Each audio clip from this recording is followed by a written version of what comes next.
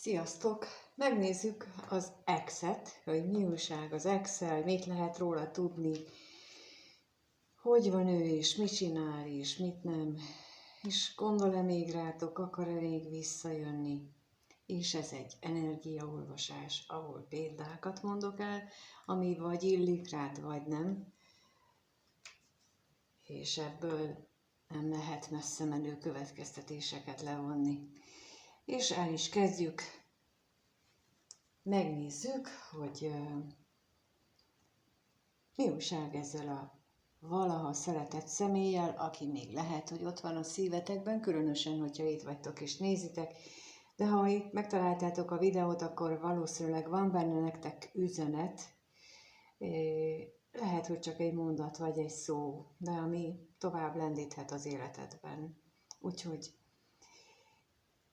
lássuk, mi a helyzet ezzel a személlyel, aki lehet férfi és nő is, a te döntésed szerint. Mi a helyzet vele, mit lehet róla tudni, mi van vele.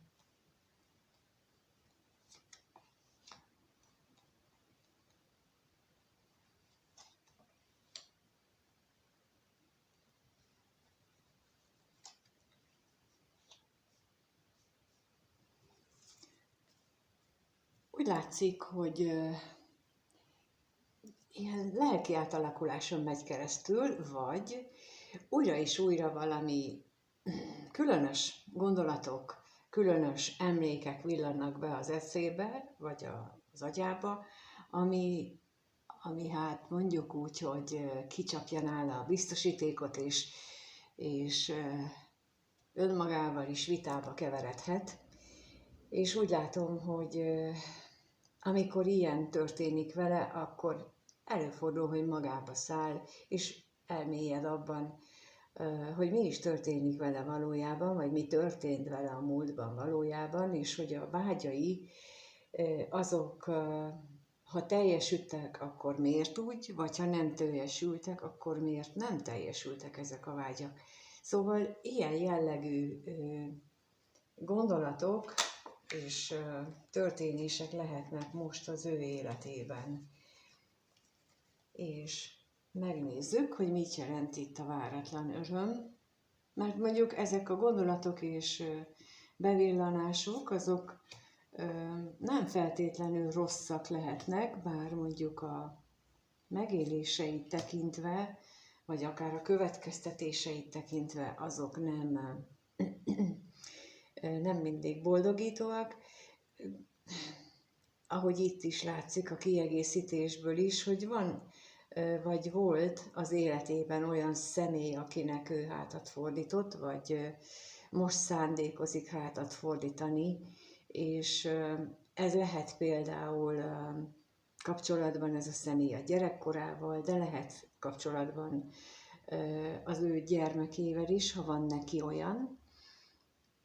De az is lehet, hogy éppen ez emiatt a személy miatt fogott egy új életszakaszba, indított el az életében egy új szakaszt.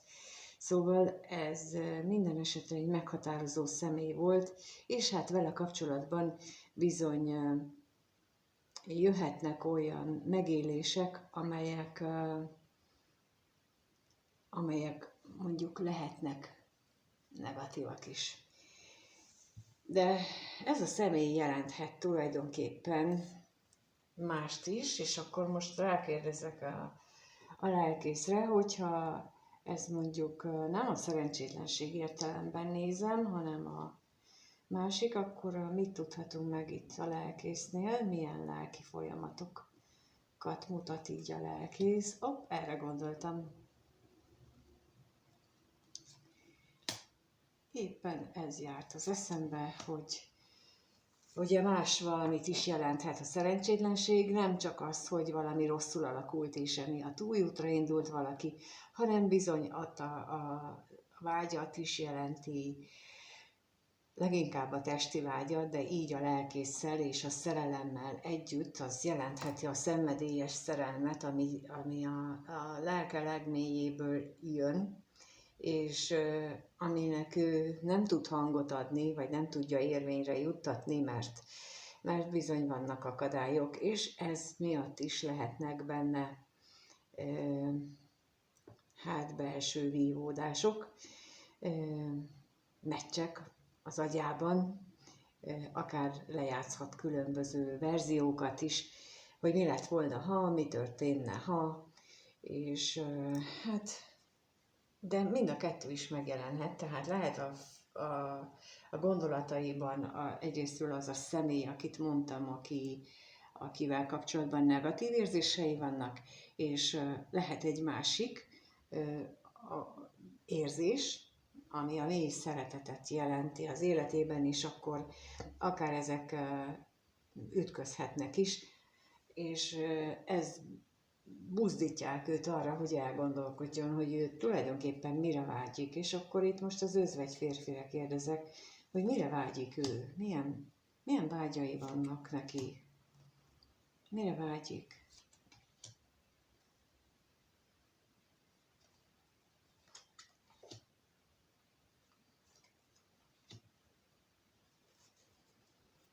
Hát amire vágyik, az sok pénz, mert hogy még mindig az anyagi világban van, és azt hiszi, hogy a pénztől megoldódnak a problémái. Ugyanakkor másrészt pedig megjelenik a másik oldal is már, hogy maga mögött hagyhassa végre a hazugságokat, vagy akár a függőségeit is, és olyan, minthogyha ebbe az irányba már tenne is lépéseket. Nem mondom, hogy határozott és lendületes lépések ezek a lépések, hanem inkább ilyen kicsit bizonytalan, kis tapogatózó lépések, de már olyan, minthogyha például elhatározta volna, hogy akkor a függőségeivel szakít, vagy akár már meg is tervezte, hogy csinálja. Vagy ha őszintétlenségről van szó, akkor lehet, hogy már elkezdte, vagyis eldöntötte fejben, hogy jó, akkor innentől kezdve ő már nem akar megfelelni senkinek, és lehet, amennyiben tudja uralni a gondolatait, vagy a reakcióit, akkor csak az őszinte válaszokat fogja ezentúl adni, és nem a kényszeres megfelelésnek megfelelő válaszokat. Szóval itt ezek a lapok mutathatják ezt is, de mindenképpen azt jelzik, hogy ő már ilyen tett valami ilyen lépést, vagy tesz valamilyen lépést ebbe az irányba, mert hogy láthatóan arra az eredményre jut, hogy ő neki fontosak a vágyai, és azt, hogy az megvalósuljon. És akkor megnézzük, hogy jössz ebbe te, mint néző, hogy jössz te ebbe a folyamatba, milyen szereped van neked itt, úgyhogy megnézzük, hogy ez az ex, ő hogy gondol rád, mit gondol rólad, gondol-e egyáltalán rád. Jó, úgyhogy a kérdés az, hogy ez a szeretett személy, ez a valaha szeretett személy, ő mit gondol a nézővel kapcsolatosan? Mit gondol a nézővel kapcsolatosan ez a valaha szeretett személy? Mit gondol?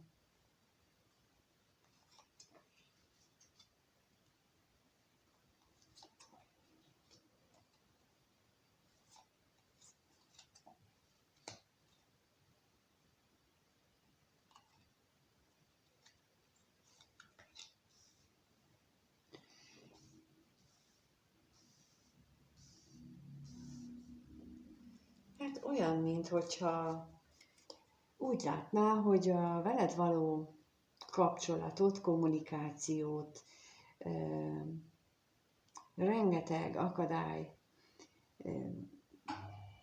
gátolná, vagy akadály van a kettőtök között, illetve akadály lehet még kettőtök között a távolság, ami lehet fizikai és lelki távolság is, de lehet például kommunikációs különbség is. Az, hogy nem értitek, nem egy nyelvet beszéltek, És akkor itt, ha nem egy nyelvet beszélünk, ez olyankor fordul elő, amikor két ember nem egy tudatszinten van, amikor az egyikbe még amikor az egyik még mondjuk a szégyenkezés, a félelem, a fájdalom, a bánat tudatszintjén van, ez bőven 100-as érték alatt van a Hawkins-féle tudatskálán, és mondjuk te, aki már itt vagy, és van benned hit és remény, te már azért jóval feljebb vagy. Nem gondolnám, hogy túl sokan vannak, akik a magasabb tudatskálán vannak, de tehát ott nagyon magasra gondolok, de jóval magasabban, mint ahogy a nő, ez az ex, és akkor ilyenkor fordul elő, hogy nem tudtok, tehát nem értitek egymás nyelvét. Hiába értitek a szavakat, de nem tudjátok megérteni, hogy ő miért úgy viszonyul dolgokhoz, miért úgy csinálja a dolgokat. Amikor az ember a tudatskálán egy kicsit följebb megy, akkor már sokkal inkább képes arra, hogy belelásson a másik személynek a dolgaiba, vagy a gondolatába, a lelkiségébe, és akkor képes jobban megérteni, és ez nem rossz, jó, ez semmi, tehát ez nem, ettől valaki nem rossz és nem jó, hanem pontosan az a lényeg, azért beszélek róla, mert hogy ezzel tudunk a saját életünkön javítani. És például, amikor beszélnek itt a vonzás törvényéről és egyebek, ez is annak a függvénye, hogy sikerül-e manifestálnunk, sikerül-e például azt megkapnunk, amire vágyunk, hogy milyen tudatszinten vagyunk, milyen erős a hitünk, nagyon-nagyon sok minden függ ettől, ez a rezgésszintünkkel, a rezgésszint emeléssel van a kapcsolatban, tehát rengeteg minden köthető ehhez. Én azt látom, hogy kevesen kapcsolják össze ezeket, de nekem ez így nagyon egyértelmű volt, miután megismerkedtem ezzel, illetve eljutottam arra a tudatszintre, hogy ezt így meg is értettem, inkább így mondom, és itt is ez lehet a probléma. Tehát, hogy ő bele van ebbe süllyedve az akadályba és a nehézségbe, miközben meg a te oldaladról azt érzem, hogy te nem látod ugyanezt az akadályt, vagy nem annyira borzasztónak éled meg ezt az akadályt, mint ahogy ő. De ez ebből adódik. Ezért van a kettőtök között ilyen nagy különbség, hogy eltérő tudatszinten vagytok, nem úgy élitek meg az életet, pedig látszólag igen, de valójában meg nem. Tehát a láthatatlan dolgok szintjén nem, és ezért beszélünk el egymás mellett nagyon gyakran. Na és megnézzük akkor, hogy mit jelent az ellenség.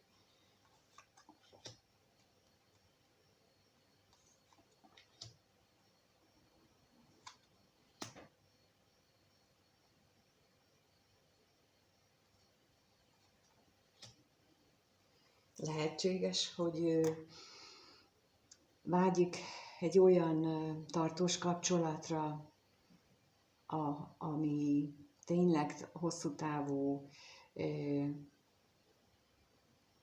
és esetleg te testesíted meg azt, akire vágyik, de az is lehet, hogy neki megvannak a maga vágyai, de azt a tartós kapcsolatban, esetleg amiben ő most van, vagy volt, azt nem kapta meg. És ezért vannak az akadályok. Vagy az előző esetben vannak akadályok, és hiába, egyelőre úgy érzi, hogy hiába vágyik a veled való tartós kapcsolatra, az még nem valósulhat meg. Ugye itt ketté válik a nézők, hogy melyik csoportba tartoznak, az egyik a másikba. És akkor nézzük a betegséget, hogy mit tudhatunk meg itt a betegséggel kapcsolatban.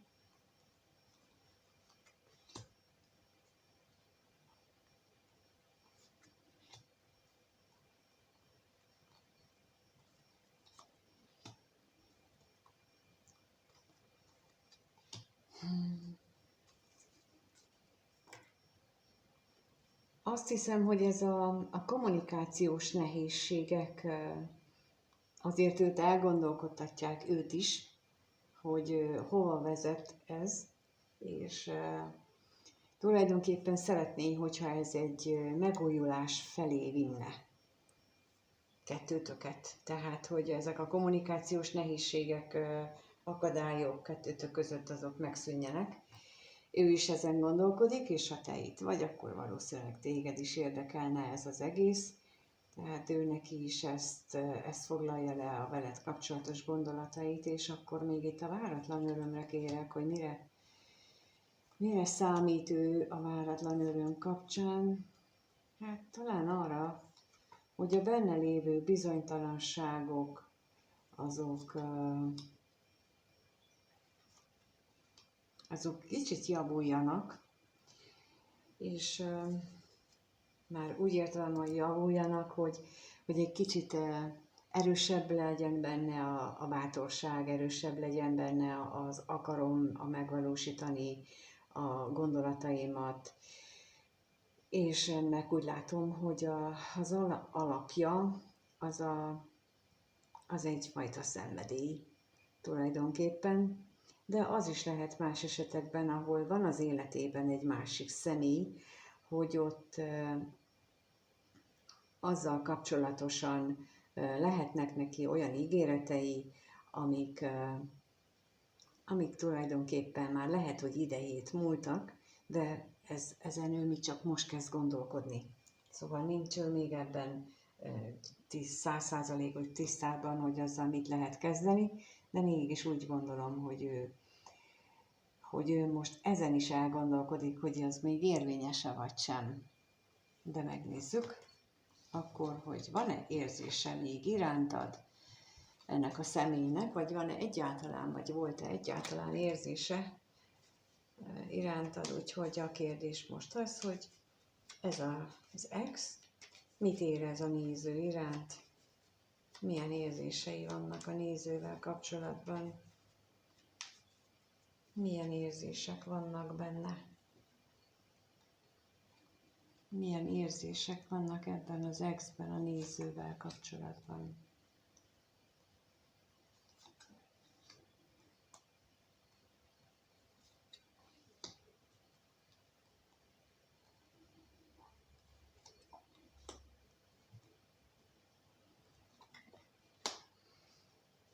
Úgy látom, hogy nagyon erős benne az a gondolat, vagy az az érzés, és gondolat is, meg érzés is, mert mind a kettő így kezdődött, hogy ellenség katonatiszt,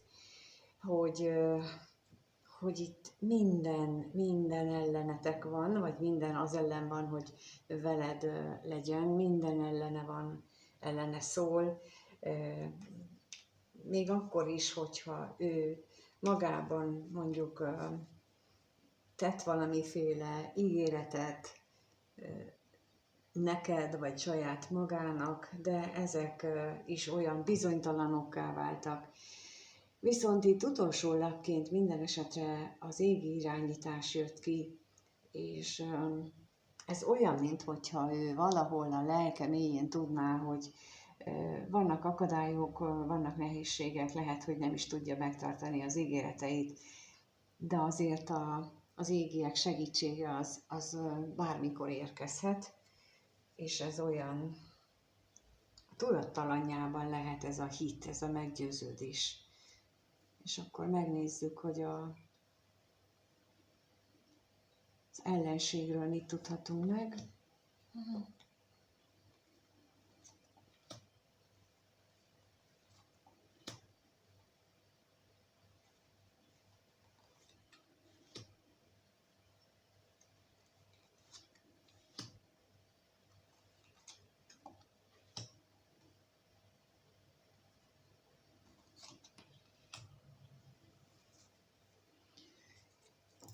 Szeretne visszarepülni veled a múltba, mondjuk így tömören így fogalmazhatnám meg ezt a sok lapot itt, mert hogy rengeteg minden akadályozza az, hogy ti együtt lehessetek.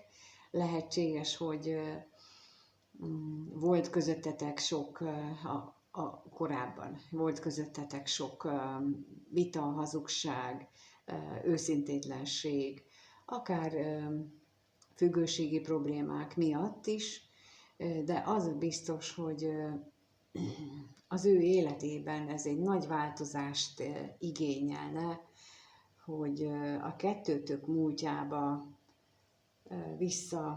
vissza tudjon ő térni, vagy legalábbis valahogy úgy visszaálljon a múlt, de hogy ott vagy a szívében, az látható, egyértelmű, még akkor is, hogyha különböző nehézségeket kell kiállnia, és most a királyfi jött nekem, most az a kép villant be a Csipke Rózsikának, amikor a királyfi odaér a rózsákkal benőtt palotához, és ahol bent a rózsák mélyén alszik Csipke Rózsika, és olyan, mintha ő neki ez az akadályok, ezeken kellene áthatolni, vagy átküzdeni magát, hogy odaérjen hozzád, és lehet, hogy erről van szó tulajdonképpen, vagy ő érzi így, vagy ténylegesen erről van szó, hogy ez egy teszt, hogy mennyire tudjátok, vagy akarjátok egymást például, hogy ő mennyire akar téged, és ez itt azt hiszem, hogy jelen esetben fontosabb, abból a szempontból fontosabb, hogy ő a bizonytalanabb, ő az, aki rosszabbul, negatívabban látja a kettőtök helyzetét. Ugye mind a két esetben a gondolatoknál és érzéseknél is az ellenség és a katonatiszt jött ki. Tehát ő az, aki sötétebben látja a közös jövőtöket, és ezért neki van ilyen feladata, hogy leküzdje ezt a sok nehézséget, ami hozzád vinni őt. De akkor a katonatisztre kérnék szépen még.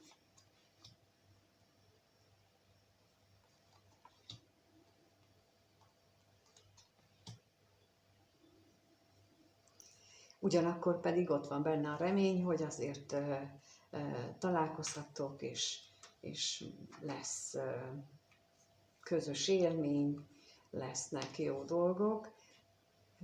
De itt még egyelőre nem arról szól, hogy felvállaltként, egymás főnyereményeként élnétek meg.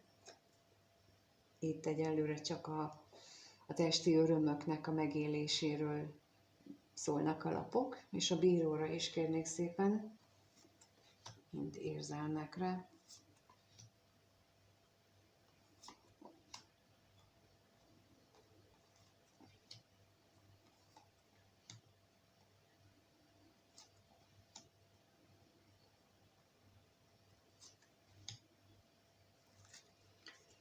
Mert, és akkor itt ennek az előbbinek a folytatása van, hogy jól érzi magát veled, szeret veled lenni, szereti a közösen eltöltött időt, de ott van a gondolatában még valaki, ott van a gondolatában a család, az otthon, ami több különböző értelmet is több különböző értelme is lehet.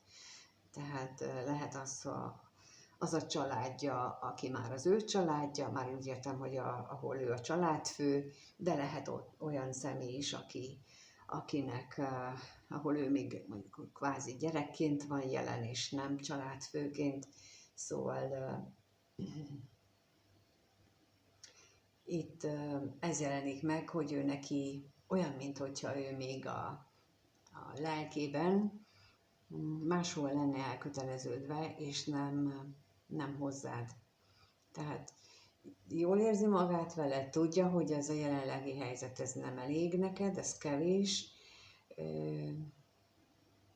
Lehet, hogy neki is kevés, tulajdonképpen még azt is jelentheti itt a szomorúság, nem csak a te szomorúságodat, hanem az övét is, de azt látható, hogy ő még a gyermeki énjének a megéléseként itt ebbe van beragadva.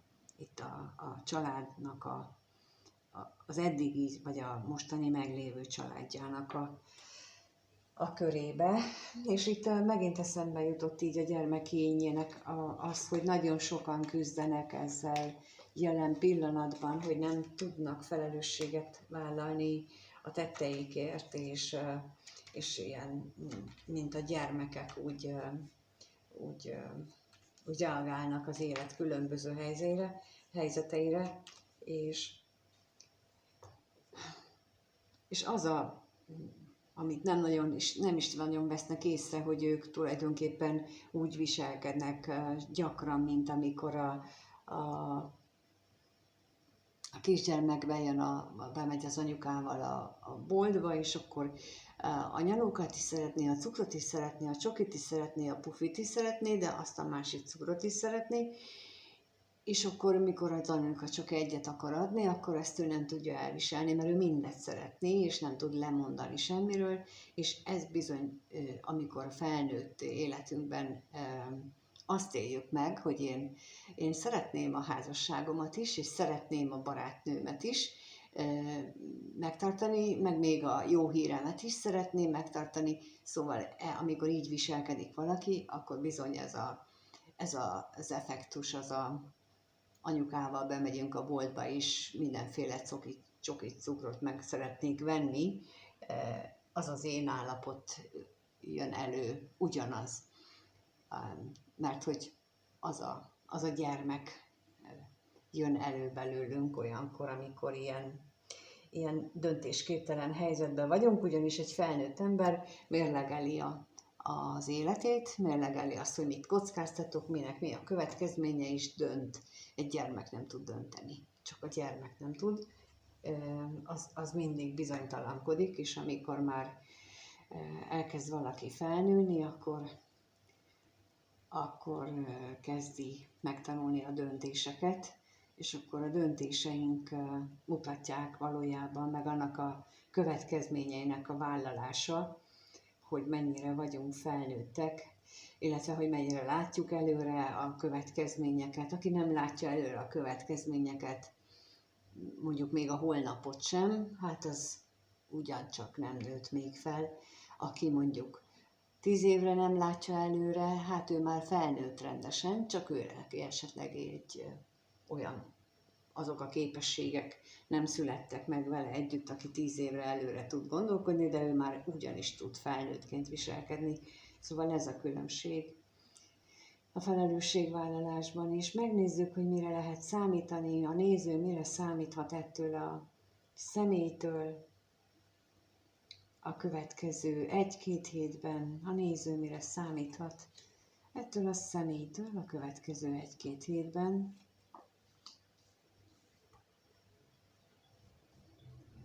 Mire számíthat a néző?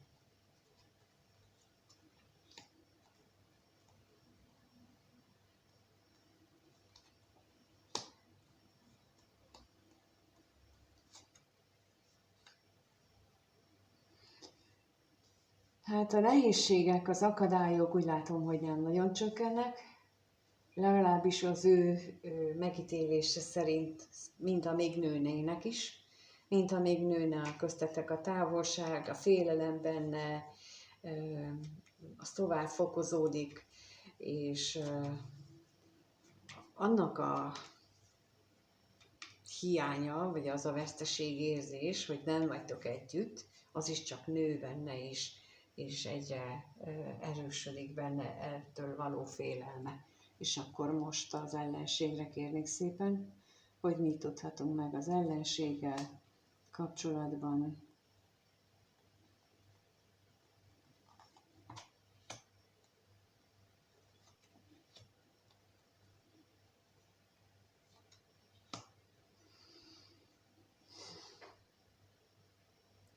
Lehetséges, hogy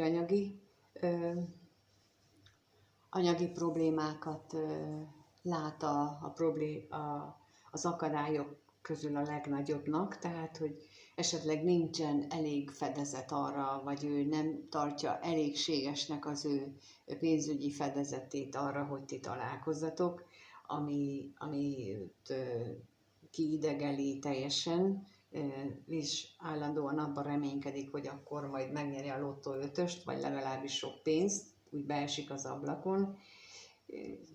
Ez, ez nem a felelősségteljes gondolkodásra utal, és az örvendezésre is kérnék szépen.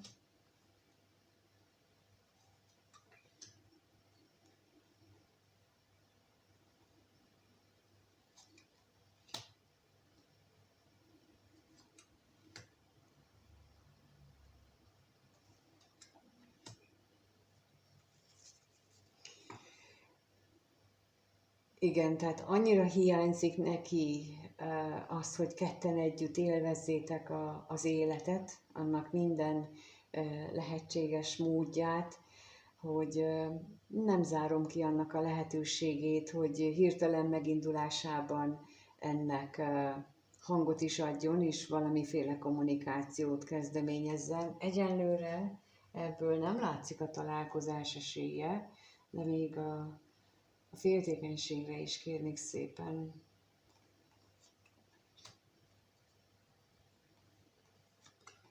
Hát azért nem látszik a találkozás esélye, mert itt egyértelmű, hogy az isteni időzítés az, ami fog működni. Ebbe nekünk túl sok beleszólásunk nincsen. Itt vannak dolgok, amiket mindkét félnek, nektek is, és neki is meg kell élnie, meg kell oldania, és amennyiben ez sikerül, akkor szabad jelzést kaphattok, mondjuk így, a föntiektől, és bárki bármit mond arról, hogy itt mindent a szabad akarat ural. Igen, sok mindenben van szabad döntési lehetőségünk, de aminek meg kell történnie, azt úgy keményen bevasalják rajtunk, és egy bizonyos kor után már nincsen túl sok választási lehetőség, és azért bőven 45 fölött már ez egyre szűkebb a választási lehetőség, sőt 50 fölött, és minél inkább 50 fölött vagyunk, annál inkább meg van határozva, hogy akkor most 2 vagy 3 dologból választhatsz, vagy már nem is választhatsz, vagy csinálod, vagy mi csináljuk, szóval itt erről ezt látom, hogy őnála itt az isteni időzítés ezt jelenti, és valahol ő ezt érzi. Olyan, mintha ezt ő érezné, hogy neki valamit kellene csinálni, de nem tudja. És őszintén szólva, ezzel szerintem nincs egyedül, mert én is nagyon sokszor érzem ezt, hogy tudom, hogy kellene valamit tennem, de hogy hova és merre, na ilyenkor szokott belépni az, hogy kérek isteni segítséget, hogy mutassák az utat, azért imádkozom, hogy mutassák meg, hogy merre kell haladnom, nem én kívánok, hanem azt, hogy mi az, amit tenni kell, és javaslom, hogy ebbe ezt próbáljátok ki ti is, mert nekem nagyon bejön. Persze nem mindig azt kapom, amit titokban gondolok, de végül is jó helyre visznek, eddig még ez mindig így történt, úgyhogy ezért mondom, hogy érdemes kipróbálni, és őnek is javasolnám, hogyha itt lenne is, mondhatnám neki a fülébe, hogy próbáld meg ezt, hogy kérd azt, hogy mutassák az utat neked, hogy ne te akard eldönteni, hogy mi a jó neked, hanem hogy mutassák meg. Aztán ettől rosszabb már úgysem lehet, tehát tulajdonképpen csinálhatja az ember azt is, amit hoznak elé, nem? Én legalábbis sokszor így vagyok. De köszönöm szépen, hogyha ti itt vagytok, és megnéztétek ezt a kirakást. Köszönöm, ha megírjátok a véleményeteket, meg azt is, hogy például én mit gondoltok erről a isteni irányba állításról. Engem ide ők hoztak, tehát egyértelműen ők vezettek, amikor újra és újra kérdeztem, hogy most akkor merre tovább, akkor ők irányítottak erre a feladatra. Úgyhogy bárkivel megtörténhet hasonló, anélkül, hogy tudtam volna, hogy mit csinálok, és ha te sem tudod, az sem baj, csak tudd, hogy ők jó helyre visznek. még ha ez nem látszik is, de ha erről megírod a véleményedet a kommentbe, annak is örülök, és köszönöm szépen. Köszönöm a lájkot és a feliratkozást, és a leírásban megtaláljátok az elérhetőséget, megtaláljátok azt, hogy egyéni konzultációt is kérhettek, ahol élőbeszédben beszélgetünk, és akkor ott megnézhetünk dolgokat, illetve meg tudunk beszélni bármit is, de van a családi karmaoldási lehetőség is, és mindenféle egyéb finomság, amit belső gyermekgyógyítástól kezdve minden, amiben hát így van tapasztalatom, és tudom mondani nektek. Úgyhogy köszönöm szépen még egyszer, és mindenkinek minden jót kívánok, sziasztok!